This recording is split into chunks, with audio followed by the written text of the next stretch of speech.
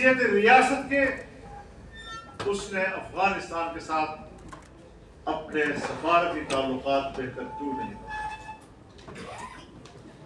یہ بات یاد رکھیں کہ ظاہر شاہ سے لے کر اشرف غنی تک جتنی حکومتیں آئی ہیں پرو انڈین سوائے امارت اسلامیہ افغانستان،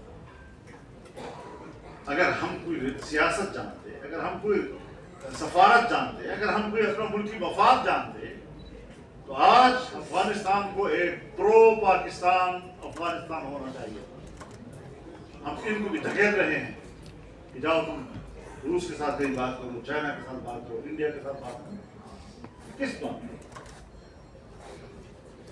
سرحدیں روکتی ہیں، ہزاروں گاڑیاں مالی ہوئی ادھر کھڑی ہیں، ہزاروں ادھر کھڑی ہیں، عوام کا مال تباہ و برباد ہو رہا ہے، سرحد پر وہاں ٹینشن پیدا کر دی گئی ہے۔ یہ وہ غلط پالیسیاں کہ میں سمجھتا ہوں کہ ہماری ریاستی قوتیں یا تو سفارتی ذہن کے ساتھ غلام ہیں یا پھر ان کی سفارتی ذہنیت صفر ہے، ان کو سوچنے کی صلاحیت۔ اور میں نے ان کو کمیٹی میں کہا ہے کہ جناب اگر ہر مسئلے کے لیے فوج کے سوچ یا فوج کی اپروچ ہو، کبھی بھی آپ یہ مسئلہ حل نہیں کر سکیں گے جب تک کہ آپ کے ساتھ پولیٹیکل سوچ نہ ہو، اکنامک سوچ نہ ہو۔ آپ کیسے اکانومی کو ٹھیک کر سکتے ہیں؟ انڈیا کی اکانومی اوپر جا رہی ہے، چائنا کی اکانومی اوپر جا رہی ہے، بنگلہ دیش کی اکانومی اوپر جا رہی ہے، انڈونیشیا کی اوپر جا رہی ہے، ملائیشیا کی اوپر جا رہی ہے، افغانستان کی اوپر جا رہی ہے، ایران کی اوپر جا رہی ہے، اور اس سب کے بیچ میں صرف پاکستان کی اکانومی گر رہی ہے۔ ہم تو جو کرسی پہ بیٹھا ہوتا ہے صرف اس کو دیکھتے ہیں، ریاستی پالیسی ہے جس کی وجہ سے ہم تباہ ہو گئے۔ آج بھی میں اپنے فوج کو اس محاذ سے ایک پیغام دینا چاہتا ہوں کہ اس کا اعتراف کر لو کہ موجودہ صورتحال میں آپ کی پشت پر طاقتور سیاسی قوت نہیں، آپ کو بھی سیاسی قوت کی ضرورت ہے، آپ کو بھی عوام کی پشتبانی کی ضرورت ہے۔ زبانی بیانات جاری کر دینا قوم ایک ہے، قوم ایک ہے۔ اب جو ہمیں انڈیا نے چھیڑ دیا اور ادھر سے معاملات خراب ہو گئے، آپ دیکھ رہے ہیں کہ آج پوری قوم ایک سب پہ ملک کی دفاع کے لیے ایک ایک مجاہد تیار ہے، ایک ایک پاکستانی مجاہد بن گیا ہے، ملک کے ساتھ سب وفادار ہے۔ لیکن ہمیں تجزیہ کرنا چاہیے، لوگ بیوقوف نہیں ہوتے، ہر چیز کو سمجھتے ہیں لوگ۔ اگر انڈیا کے ساتھ معاملہ ہوگا قوم ایک صف پر ہوگی، اگر افغانستان کے ساتھ معاملہ ہوگا قوم ایک صف پر نہیں ہوگی۔ سیدھی بات، اس چیز کو ذرا جانچنا چاہیے، تجزیہ کرو اس بات کا۔ دونوں کے پس منظر مختلف ہے، دونوں کی زمینی صورتحال مختلف ہے، تو وہ بھی دیکھا تو یہ بھی دیکھا۔ آج کشمیر کے مسئلے پر انڈیا کی دھمکیوں کے بعد پوری قوم ایک ہے، لیکن کیا یہ سوچ افغانستان کے ساتھ معاملات بگاڑنے کے وقت بھی موجود تھے؟ نہیں۔ کچھ ذرا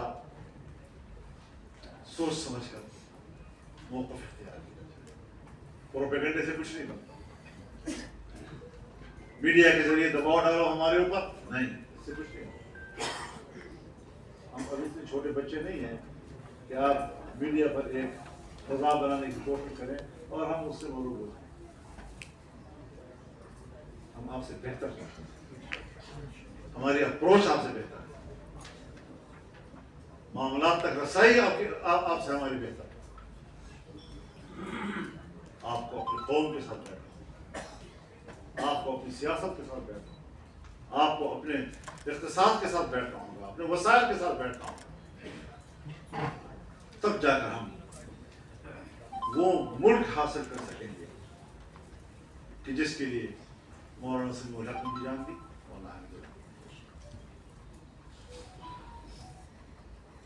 حملے ہم سب پہ ہوئے، کوئی بچا تو نہیں ہم نے۔ 3 خودکشی میرے اوپر ہوئی، 2-3 میرے گھر پہ ہوئی،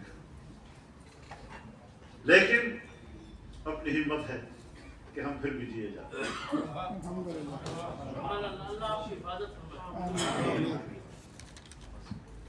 کتنے ہمارے ساتھی شہید ہوئے، کتنے علماء شہید ہوئے، کس جرم میں؟ اور پھر ان کا خیال یہ ہے کہ ہم علماء کو بھی قتل کریں گے اور پھر ہم مجاہد بھی کہلائیں گے۔ تو میرا موقف واضح ہے کہ جس عالم دین کو میں نے شہید کہنا ہے اس کے قاتل کو میں مجاہد نہیں کہتا۔ یہ دہشت گرد ہے، یہ سفاک ہے، یہ قاتل ہے۔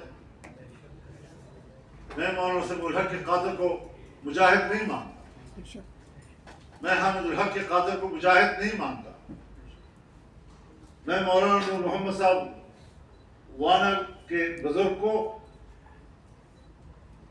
شہید مانتا ہوں تو اس کے قاتل کو میں مجاہد نہیں مانتا۔ میں مولانا حسن جان کے قاتل کو مجاہد نہیں کہتا، میں مولانا معراج الدین کے قاتل کو مجاہد نہیں کہتا۔ بات صاف ہے۔ مجاہدوں کی طرح آؤ، بات کرو، دو آدمی بیٹھ کر حلال و حرام کے مارے، انسانی خون کو حلال کرنے کا فتویٰ 5 آدمی بیٹھ کر طے کرتے ہیں۔ جبکہ رسول اللہ صلی اللہ علیہ وسلم فرماتے ہیں لزوال الدنیا اہون علی اللہ من قتل رجل مسلم، پوری دنیا تباہ ہو جائے اللہ کے لیے آسان ہے ایک مسلمان کے خون کے۔ انہوں نے اتنا آسان بنا دیا جب چاہے کسی کو قتل کرتے ہیں اور کچھ جہاد بھی کریں۔ تو اس حوالے سے میں یہ بھی عرض کر دوں کہ دارالعلوم حقانیت، جہاں یہ دارالعلوم دیوبند کا تسلسل ہے، وہاں مجھے شرف حاصل ہے کہ میں نے 8 سال دارالعلوم حقانیہ میں پڑھا اور میں آج جو کچھ ہوں اس دارالعلوم کی برکت سے، کافی ایسے دور حدیث تک اور حضرت شیخ عبدالحق صاحب رحمہ اللہ کی سرپرستی، نگرانی اور اس کو شفقت کے نیچے میں ان کے احسان کو نہیں بھول سکتا۔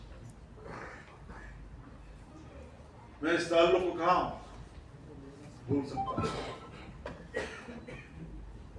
میری زندگی دارالعلوم حقانیہ سے تعبیر ہے۔